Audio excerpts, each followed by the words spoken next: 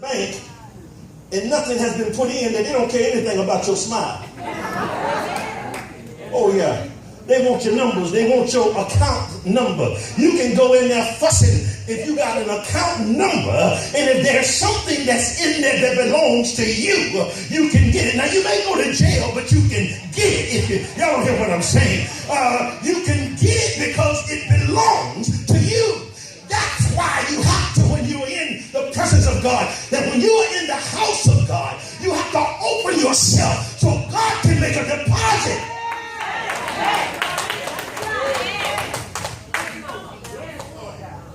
You got some folk that are super spiritual, but they're spiritual and they're dead broke.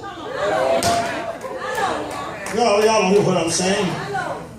They can tell you how you ought to dress. They can tell you how you ought to look. They know how to dance on cue. They know if your dress is too short. They know that y'all don't hear what I'm telling you. They know if your hat's too big. They know everything that there is to know about outside. But maybe there's no deposit down on the inside, and they are the very one.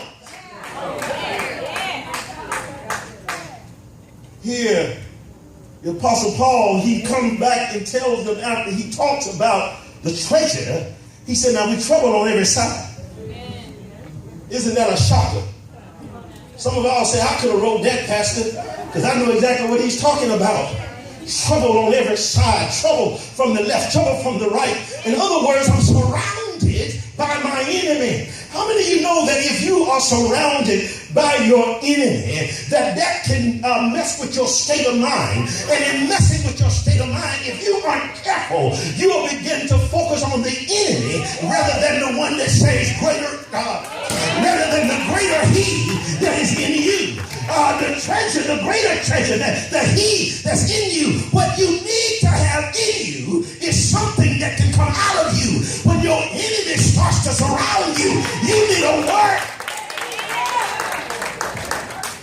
Listen, he says that we're troubled on every side, but Paul said, hold up, yet not distressed. I'm not losing my wit about me because I'm troubled on every side. See, we have to acknowledge where we are, but we also know how to acknowledge who's going to get us out. See, we pay so much attention to the bill in the mailbox rather than calling on the Jehovah Jireh that is the provider. Y'all don't hear me? You ought to, if he said he'll take care of the birds, you ought to say, God, I know sometimes I act a little bird brain, so I know you're going to take care.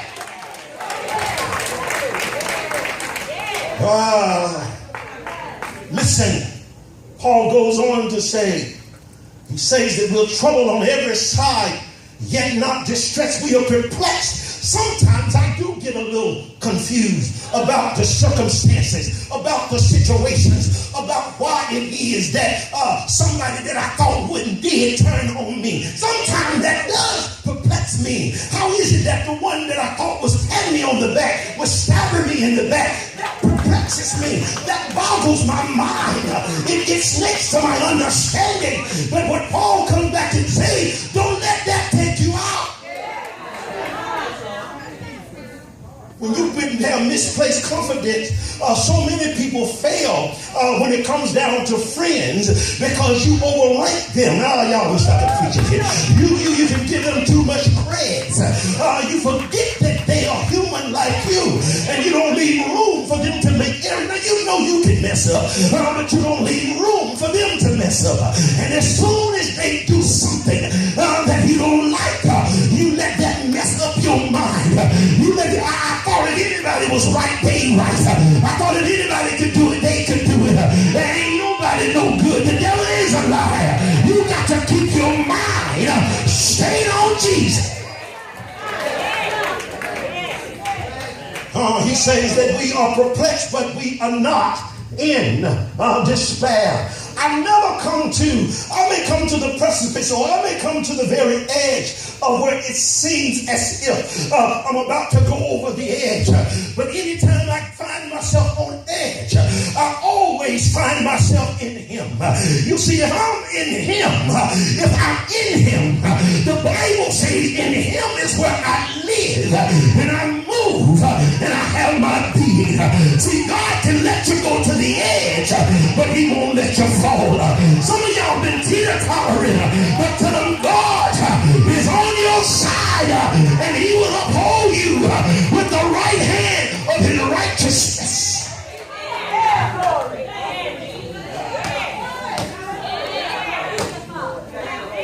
Not in despair.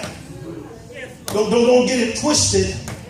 Just because I may not have a smile on my face and I'm not looking like I'm feeling not best, don't worry about that part of me, because there's something else that's alive in me.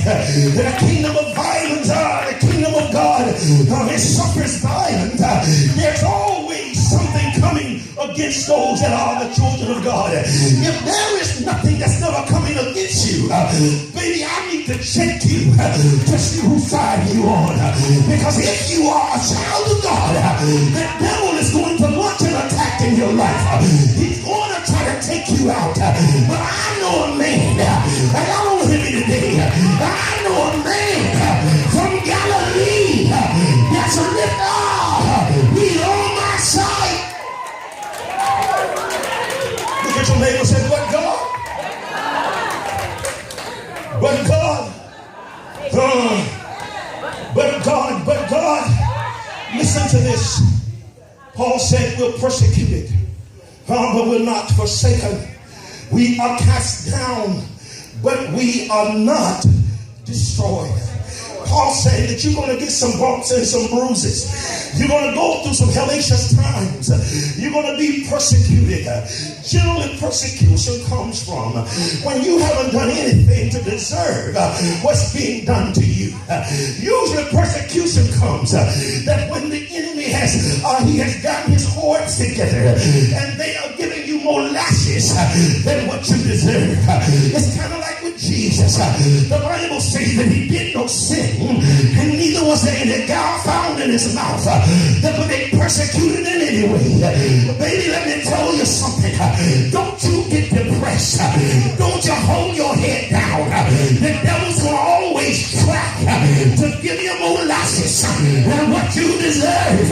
But the God that you serve, he will be your bridge across troubled waters. The God that you serve, when everything is ugly, he'll be your rose in the middle of your valley. The God that you serve. But God, if it had not been for the Lord that was on my side, I would have been swallowed up. Somebody said, but God.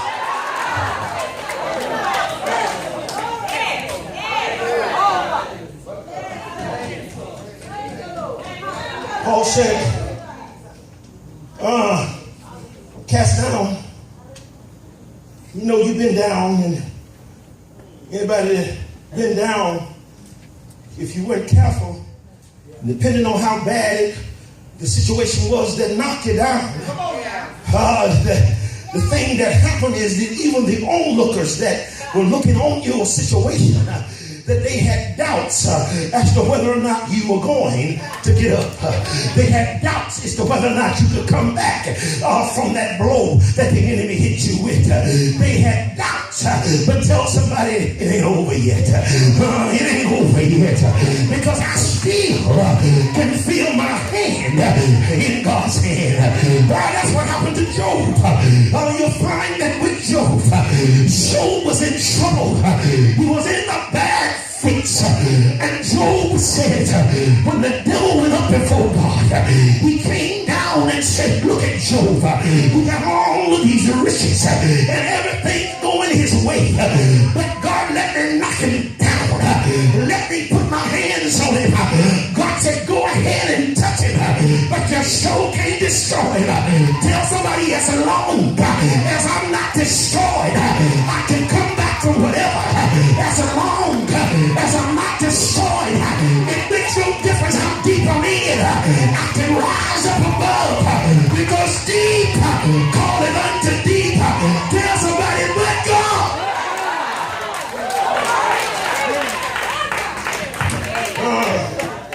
But God, but God, but God, But God, I said, but God, that's what you got to keep on your mind. I know things are hard, but you ought to come back with, but God, I know it looks impossible, but God, I know I can't pay my bills, but God, I know my children acted up, but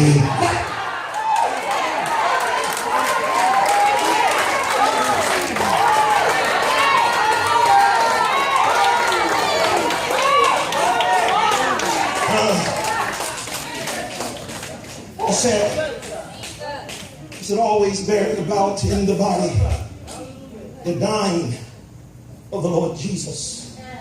Paul says that we need to embrace the death of Jesus in order that the death that the devil is trying to impose on you won't have an effect on you. I need to say that where somebody can understand it. See, if you're already dead, tell somebody you can't die. Y'all don't hear what I'm saying. When the devil comes to try to kill you, tell him I already died to him. And I know that if I died to him, and if I died in him, that I'm going to rise again. That death can't keep me down. Because I heard God say, oh death, where is thy sting? And oh grave, where is thy victory? Somebody shout, but God.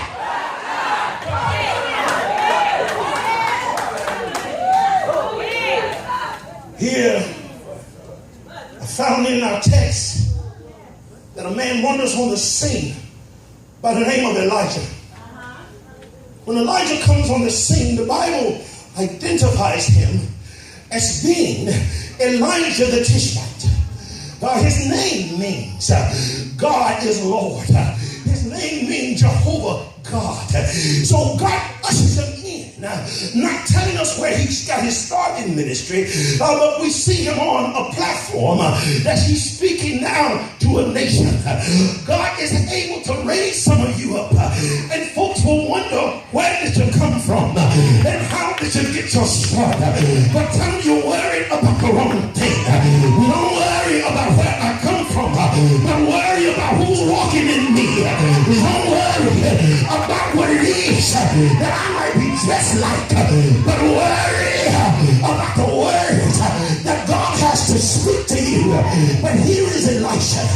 For the children of God had wandered away from him. They had become influenced by the prophet and the lying prophetess Jezebel.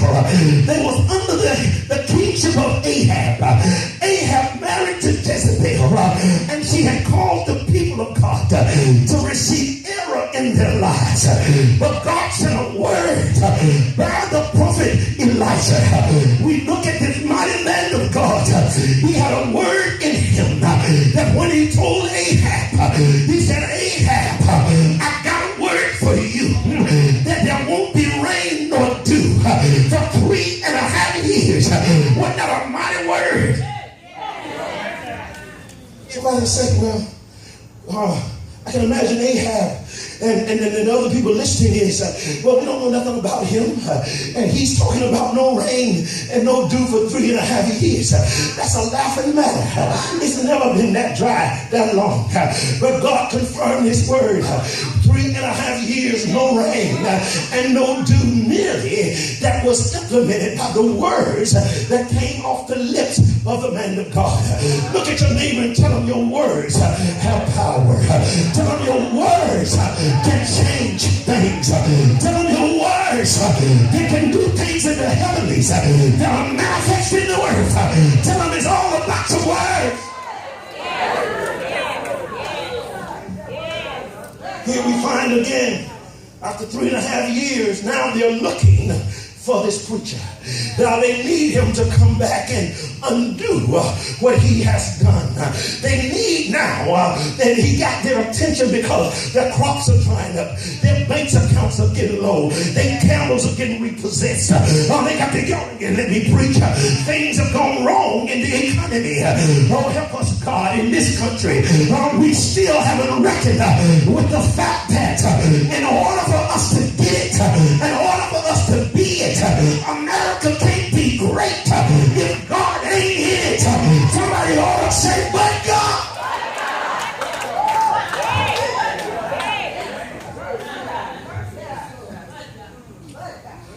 give up. Hold on. So we find Elijah. When he comes back, he calls an assembly, tells all of the people that's in Israel to meet me on Mount Carmel. Calling a revival, calling a prayer meeting. But he gives way first to the line preachers. He lets them have the stage first, and he tells them, you go ahead and call on your God. And he says, but however now, we're not going to play any trickery, because the day is the day that whoever is God, they got to answer by fire. Y'all don't hear what I'm saying. Some of y'all been calling on this person, that person, this thing, and that thing. But baby, you ain't felt the burning yet.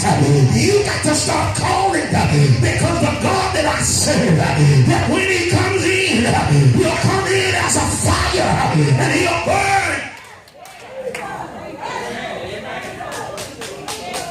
So they called on the name of their God. They called Baal, and they called him in. At one point I could hear Elijah out in the crowd saying, call him a little bit louder, because maybe he might be asleep. But I found somewhere in the word of God, it says, but God, our God, in your slumbers or sleep. That means that if he doesn't slumber or sleep, that his hearing is greater than Superman's hearing. His hearing is greater to where I can whisper his name and I can tell him all about my trouble. And if I can't do anything but groan and moan, the Bible says this, that he knows how to interpret my moanings and groanings. Somebody ought to say, but God.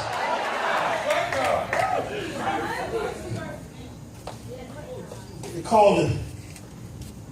Elijah said, move. Got to be over into the evening time. He said, now what I want y'all to do is move this trash, this junk, this false worship, all of this crap out of my way. He built an altar and prepared the evening sacrifice.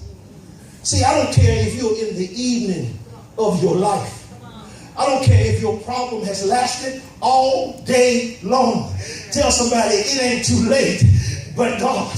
Tell them sometimes when it gets late in your problem, when it gets late in your situation, when it gets late in your trouble, it seems like there is nothing but more trouble in front of you, and it's trouble behind you. You're sandwiched between your trouble. But don't forget what Paul said. We are troubled on every side, but we are not in distress. So he said, move this stuff out of the way. What he did was, when he prepared the altar, this is a mighty man. Everybody agree? Amen. He called on the God of Abraham, the God of Isaac, and the God of Israel. And the scripture bears me witness that he came down, and he being God, and consumed the sacrifice. Not just the lamb that was slain, but the rocks and the water. God pulled it all just to show that I ain't playing around. That when I fix it, I fix everything.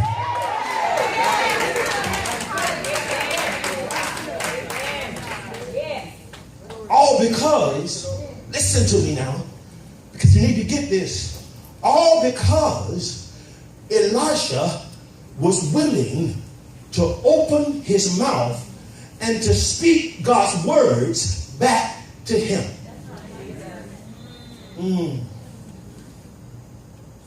Elisha at that point knew that it's been dry. So what I'm going to do now is, so that they'll know. Let me back up a minute. Baal was supposed to be the god of fire.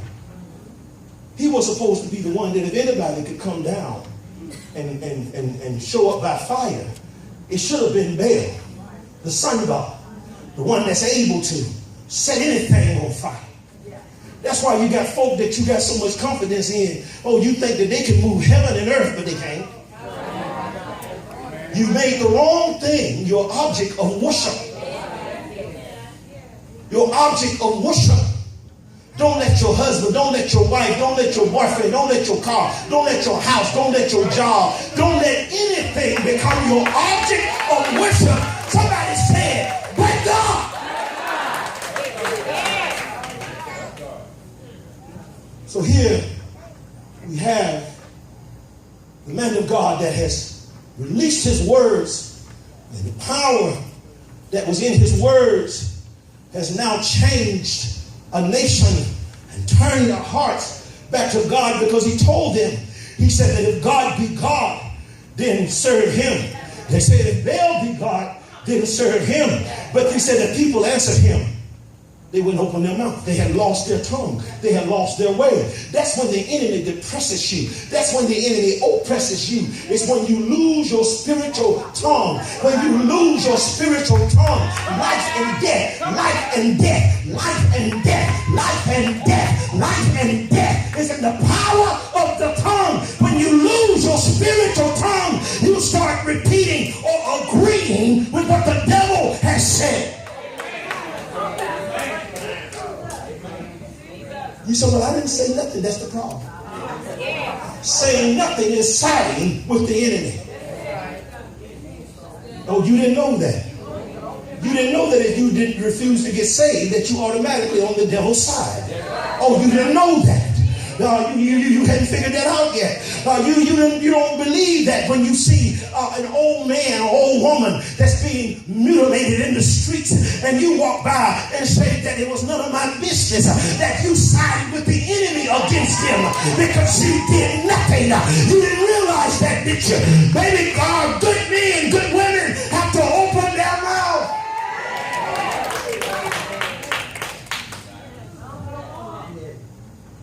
They told the disciples, don't y'all preach no more in that land. They could have left that city. But they said, but God. They said, we can't help but for to preach that which we have seen and that we have heard. And we're going to do it in this city. You can do what you've been doing to me all along. You can put me in jail again. I know a God that know how to break me out of jail. Oh, y'all don't hear what I'm saying. It's but God in every situation. But God. Elisha, he slayed the 459 prophets of Jezebel. Water now is flooding down from the heavenlies because he prayed, and God sent the rain based on his request, based on what came out of his mouth. But now wait a minute. Jezebel, the one that employs all of the demonic forces of hell, because she's a priestess of Baal. She's the one that has corrupted the household and the worship of the people of God. She sends to the man of God a word. Not an army, not a hitman. She just sent him a word. A word. That I'm going to kill you, Elisha. I'm going to take your life, Elijah, for what you've done. Listen at that. Where were you, Jezebel, when I called down the fire from heaven? The devil doesn't care about what you did yesterday or early this morning. What about when I just spoke to the rain in the sky and the rain came down from above? Didn't you hear? You mean you're going, yes, the devil will still challenge you right at the pinnacle of your ministry. He'll challenge you right when you got God anointing dripping off of you. The devil will still come in and try to take you out with a word. Because the enemy understands that words are more powerful than swords.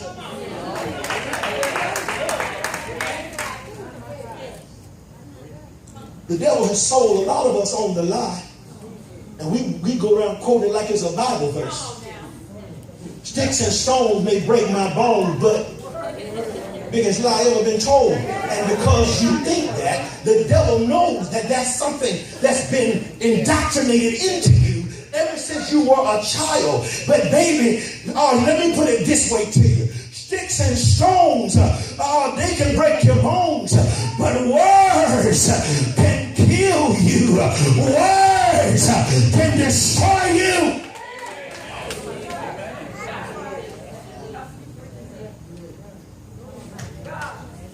If you don't know what to do with the words, you got to know what to do with the negative words that people speak over your life. Because if you are not careful, they will make you feel like giving up. Some of us have nothing but negative examples in our family. Some of us don't have anything positive to look at in our family. And there are words that have been spoken over some of your lives ever since you were a tot. Maybe when you were in the womb. Some people say, I don't even know why you want to have that baby. You ain't got no business bringing that baby into the world. Her life or his life is just going to be a mess. And from the time you left the womb, your life has been in a mess because of the word that's been spoken over you. But I came today to speak another word, that God is on your side. But God, you got to know that if you are in this earth, that you are a blessing. God gives God. I wish I could preach today.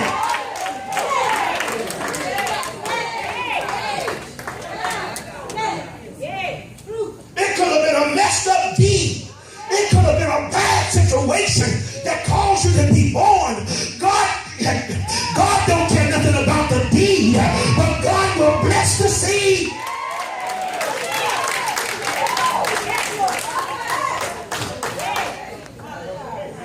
Some of us live under that curse. We live under that depressed spirit. We live under that, and it weighs us down, and we're never able to really lift our heads up to where we can truly see God, because something in our spirit is resonating. It's a word, a negative word that's been like a ball and chain in our lives, and we've drug it around for years. But tell somebody, I will be free.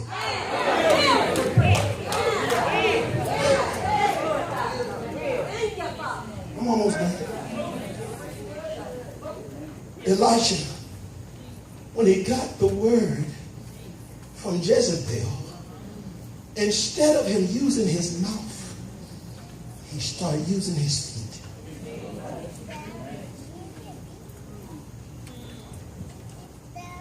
Some of us, we are walking and running when we should be talking. And sometimes we're talking when we should be running. We got to know where everything fits in its season. If the devil sends you a word, send him a word back. It's called a rebuke. It's called a rebuke. If you leave the enemy unchecked and unrebuked, then his word begins to establish things in the earth.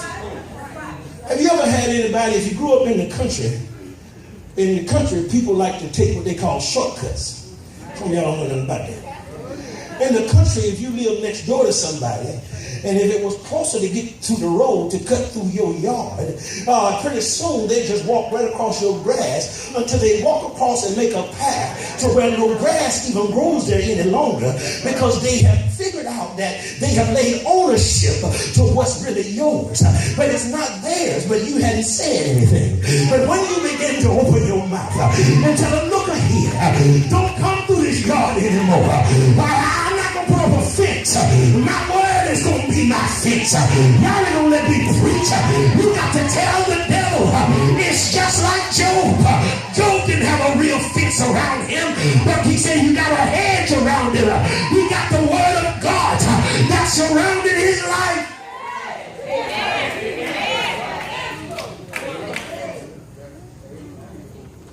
That's why Job knew to pray a just in case kind of prayer. He said, I know that if I don't pray for my children that haven't become wise enough yet to pray for themselves, and they still are in error, but they my children, and I know that if I pray for them, I know the enemy will try to get into them, but God favors me. See, you got to understand that God favors you. There are a lot of things that will go down in your family. You ought to tell them, but God, he favors me, and God knows that if he let it happen to you, that it'll hurt me. So what God does is that he keeps you safe, even when you're in your mess, because but God, he favors me.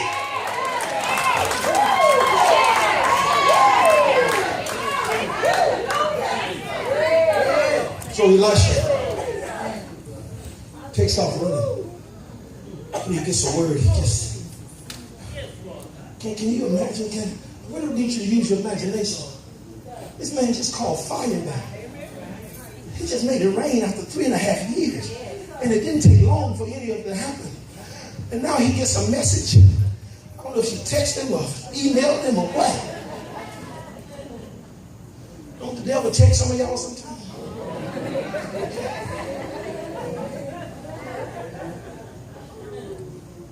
A lot of times he texting death and you don't know it. That's why people dying texting. Didn't think about that, did you? That's why people are dying, because he distracts you. Anything he can do to distract you. He distracted Elijah, where Elijah could no longer look at what God was saying, to where he looked at what Jezebel was saying, and he took off running. Let's read a little bit. Then we're going to get out of here. Scripture says, and when he saw, verse 3, chapter 19, verse 3, I'm going to start at verse 2. Then Jezebel sent a message unto Elijah, saying, so let the gods do to me, and much more, if I may not die life as the life of the ones of them by tomorrow about this time. You got 24 hours, bro. I'm giving you 24 hours. And when he saw that, oh, wait a minute. I don't think God makes grammatical errors. Words can become so vivid to where the scriptures say he saw it. But didn't Paul also write in 2 Corinthians, casting down every imagination and every high thing that exalts itself against the knowledge of God? Because your imagination, understand this about words. Words begin to paint pictures on the canvas of your mind. And once you see it, you know how you have somebody, don't you see what I'm saying? And they say, oh yeah, I got it. That's what you're saying. I know that the picture now is imprinted in them. It's gone into their spirit. And this is what happened with Elijah. He saw a picture of himself